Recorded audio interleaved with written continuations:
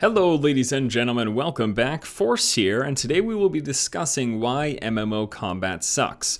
Although that statement is kind of a non sequitur, so let me rephrase it to why MMO Combat is the way that it is. I'm talking about the standard tab targeting. You're locked onto an enemy, you hit a number, you cast a spell, it hits the enemy, or they absorb it, or it misses based on calculations, but the standard non-real-time action combat that we see in MMOs, the non-impactful combat that we see in MMOs. Now, there are certainly games out there that exist that have real-time action elements, and we will be talking about those here in this video, but I want to talk about generally why MMO Combat is the way that it is. Now, this discussion is actually coming off the heels of recent conversations that I've been having with people about the combat in the Elder Scrolls Online, but it applies to pretty much all online games, and specifically, once again, we will be focusing on MMORPGs. So people are saying, why isn't combat more impactful, and why aren't we having real-time action combat? And before we jump into the conversation, I do want to make that clear distinction between the two. Impactful combat can be accomplished just through animations. You don't even necessarily need real-time action to have impactful combat. Whenever you hit an enemy, their response to that hit, the sounds and the animations that your character displays, and even things like screen shaking, all of that can result in combat that feels impactful, that feels weighty and heavy.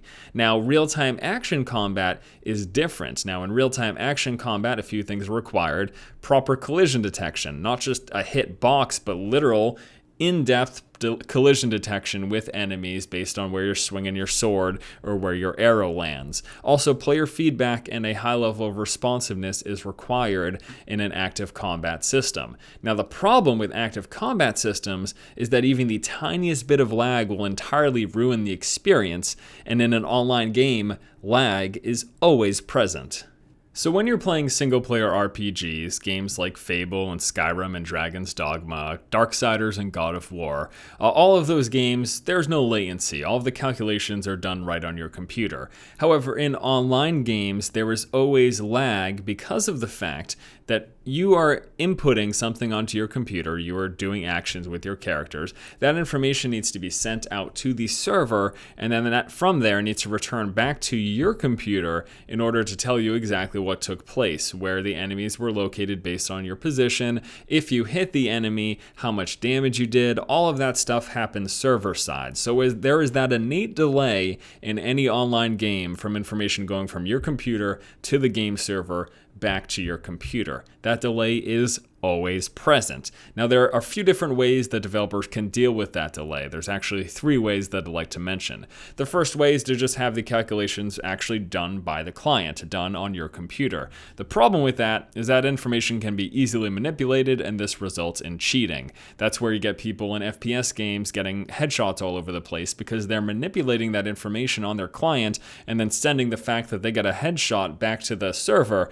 and then, yeah, there you go. The second way that you can deal with that delay is to actually wait for the information to come back to the server before any action takes place on your screen. Now, this is typically done in RTS games and MOBA games. The result is that there's a delay in every single movement, but the results will always be accurate. So you're going to interact with a unit, say on a MOBA, and give it an action to move to a certain position. The game then waits a few milliseconds to get a response from the server, and then the unit moves. Now, this works absolutely fine if you live close to the game server, but if you're far away, it's a pretty terrible experience. And the third and most prevalent way to deal with a latency in online games is to use action prediction. The result of this is an immediate response to player input, and then later confirmation comes from the server that the prediction was correct. The problem here, however, is that sometimes there will be desyncing when the server comes back and the prediction was incorrect. And this is where you result in players jumping all over the place and things not being where they were just a second ago. That is desyncing from action prediction being incorrect based on the server response.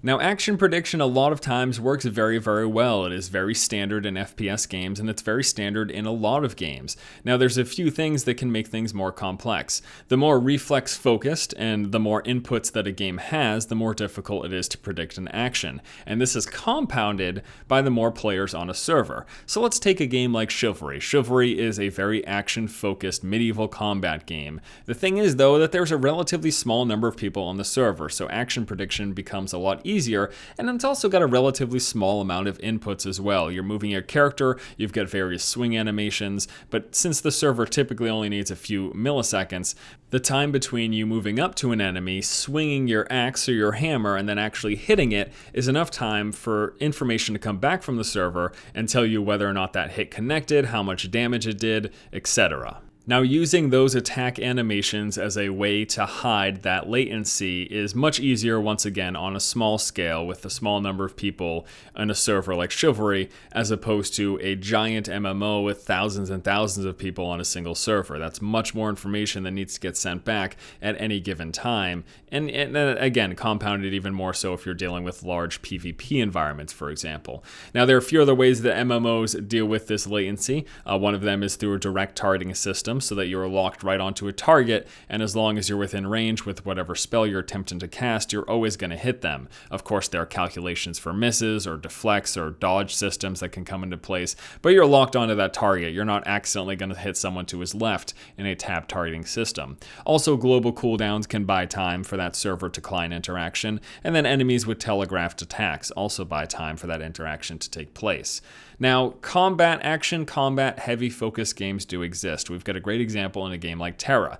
The problem with a game like Terra, once again, comes down to the latency. If you have latency issues and there are no nearby servers to your country, for example, you're going to run into some major problems. There have been a few examples of Australian players being really incapable of things like PvP in Terra. In fact, there was a YouTube video that displayed an Australian player compared to someone who lived nearby a game server, and he was only able to fire off half as many arrows as the other person, just due to latency problems, and because it's an action-focused game. So while those games certainly exist, and you may say, Force, but I've played Terra, I live next to a game server, and the combat is amazing. It's probably amazing for you, but anyone who lives far from the game server has a terrible experience, and for lots of people, a game like that is unplayable for that very reason.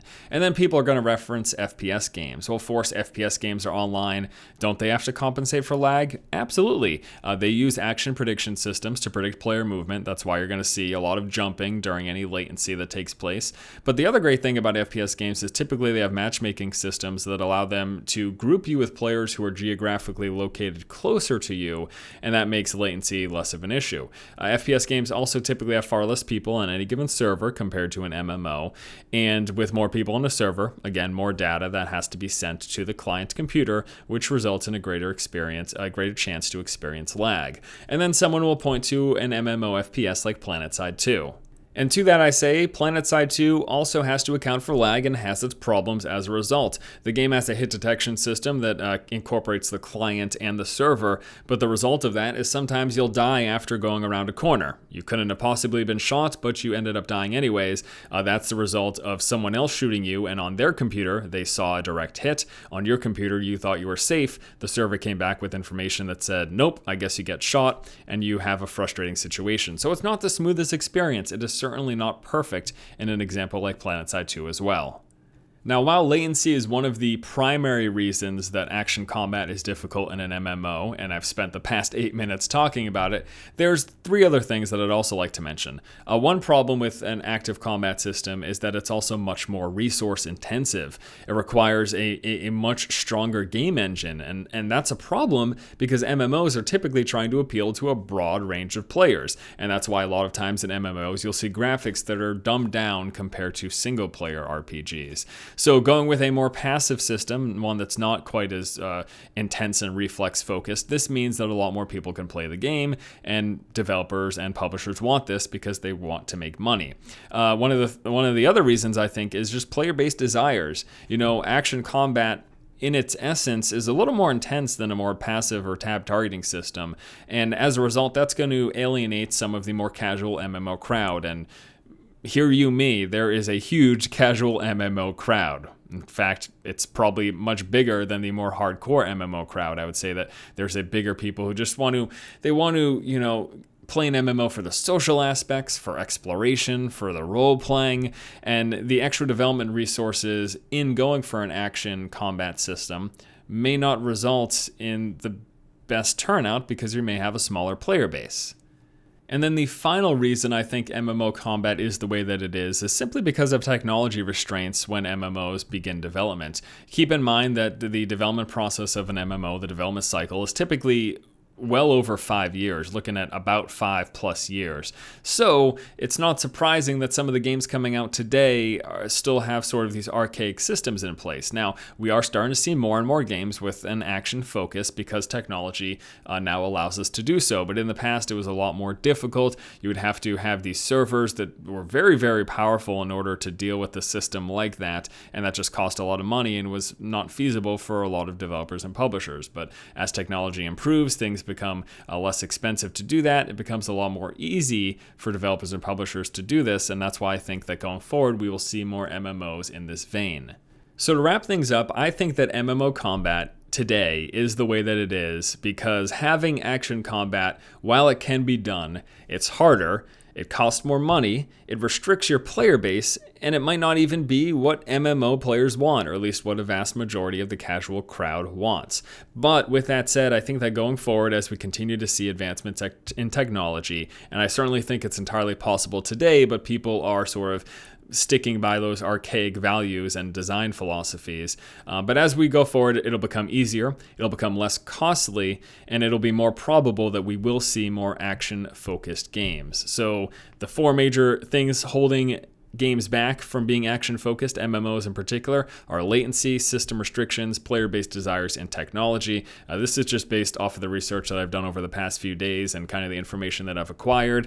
But again, this is just my point of view. I'd love to hear what you guys think in the comment section below. And this discussion video was a little bit different. I actually put quite a bit of research into this to try to get some detailed information from developers and people who know what they're talking about when it comes to online games.